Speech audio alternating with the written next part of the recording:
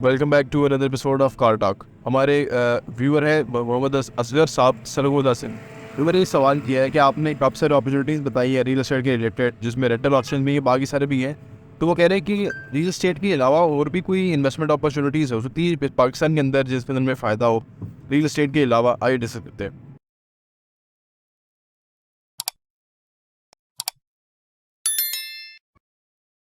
बिस्मिल्लाहिर्रहमानिर्रहीम, अस्सलाम वालेकुम रहमतुल्लाहि व बरकातुहू। मेरा नाम है वकील, आप देख रहे हैं प्रॉपर्टी टीवी।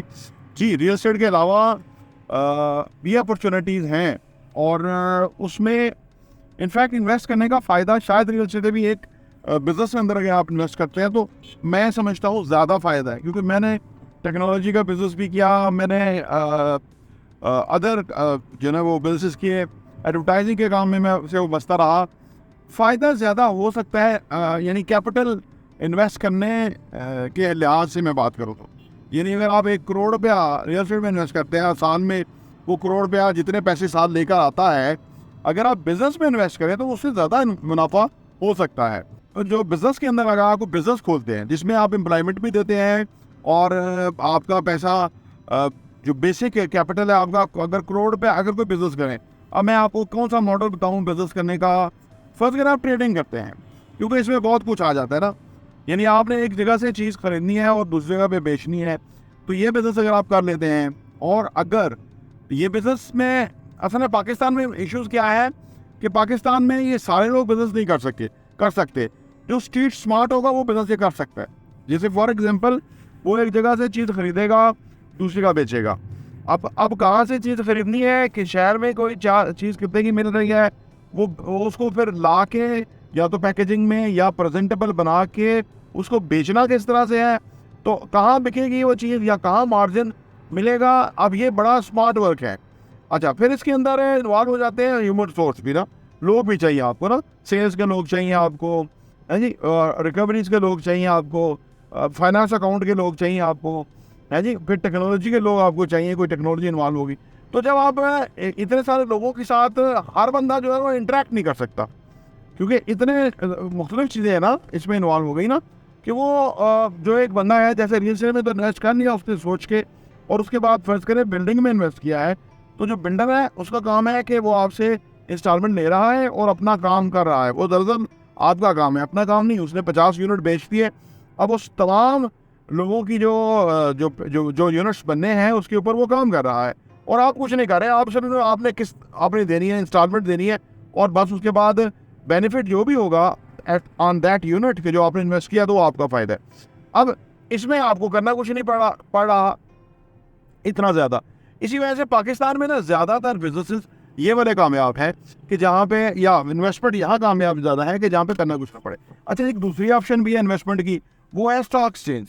अगर आप स्टॉक एक्सचेंज में इन्वेस्ट कर लेते हैं, लेकिन स्टॉक एक्सचेंज पाकिस्तान में जो बड़ा गर्क है वो आपने देख ही लिया कि पाकिस्तान की जो इकॉनमी है उसकी जो सूरत हाल है, उसमें आप क्या कमाएंगे, बल्कि जितने की आपने कोई चीज़ ली हुई घटेगा ही पैसा। अब आपने उसमें फिर आप कमा नहीं सकते।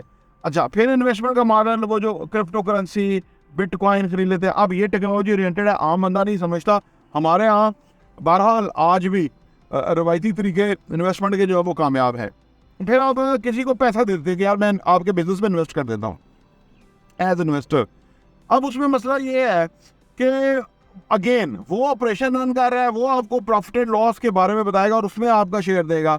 तो पाकिस्तान में मसला ये है कि हर कोई जो है ना वो देने का मेथड नहीं है कोई इस तरह के ना, कि आपको मिलता बहुत मिनिमम है और आपका पैसा जो है वो ब्लॉक रहता है, तो वो और आप उसमें से खुद नहीं कमा सकते। तो बहुत सारे मेथड तो हैं जो दुनिया में एग्जिस्ट करते हैं, हमारे यहाँ भी एग्जिस्ट। आप उसको फिक्स डिपॉजिट कर दो, तो कई सारे हैं मेथड, लेकिन वो मेथड इतने प्रॉफिटेबल या इतने कॉन्फिडेंस के साथ आप नहीं कर सकते कि भाई वो कल को उसी तरह आपको फ़ायदा देंगे या उसी तरह रियल एस्टेट की तरह आपको पीस ऑफ माइंड देंगे या आपको मुनाफा देंगे। ऐसा नहीं है।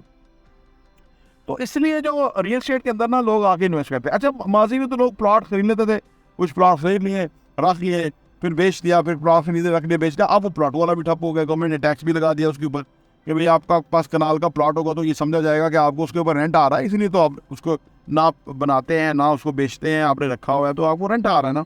हाँ, रेंट नहीं आता था लोगों को, उसके ऊपर प्रॉफिटेबिलिटी आती थी, ROI आता था। अब वो भी काम ठप हो गया। अब फिर आ जाके आप प्लाजाज के अंदर इन्वेस्ट कर सकते हैं। फिर उसके अंदर बहुत सारी हमने अदर वीडियो बना रखी है कि इन्वेस्ट करते हुए आप क्या देखें, लोकेशन देखें, बिल्डर देखें, सोसाइटी देखें, फ्यूचरिस्टिक वैल्यू देखें, लोकेशन जन मैंने अर्ज किया। फिर आप ये देखें कि कंस्ट्रक्शन की स्पीड क्या है। ऐसा नहीं कि आप किस्तें देते जाएं, अगला घर बैठ के किस्तें ले रहा है और आप जा ही नहीं रहे।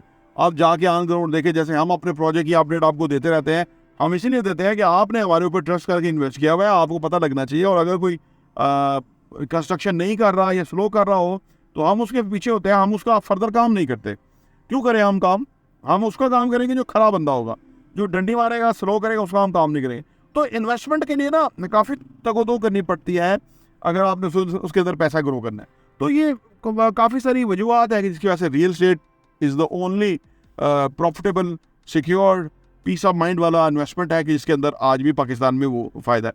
ठीक है, बिजनेस, अगर बिजनेस में फ़ायदा ज़्यादा है, लेकिन अब आपको उस तरह का जो है ना, एक आपकी ट्रेनिंग चाहिए, आपकी एक्सपीरियंस चाहिए, एक्सपोजर चाहिए, ग्राउंड रियलिटी को समझना चाहिए, स्ट्रीट स्मार्ट होना चाहिए आपको।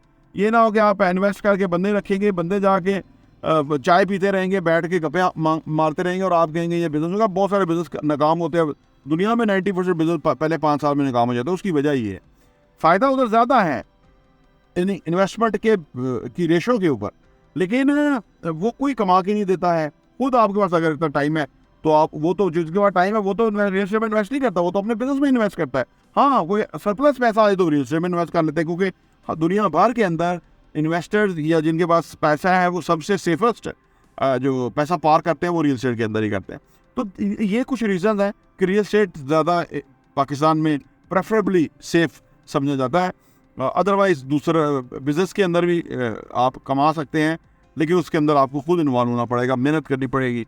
और आपका वंस एस्टेब्लिश हो गया, जैसे कैश एंड कैरी बिजनेस है, वंस आपका एस्टेब्लिश हो गया, अच्छे लोग मिल गए, वेंडर खुद आ जाते हैं आपको माल देने के लिए, क्रेडिट में माल मिल जाता है, बहुत कुछ हो जाता है। लेकिन मेहनत बहरहाल आपकी है कि वो जितना आप उसमें कमिटमेंट देंगे, अच्छे लोग रखेंगे, अच्छी नीयत रखेंगे, कुछ सालों के बाद आपका पिकअप कर जाएगा और फिर बहुत पैसा आप कमाएंगे। प्रॉपर्टी देखने का बहुत बहुत शुक्रिया।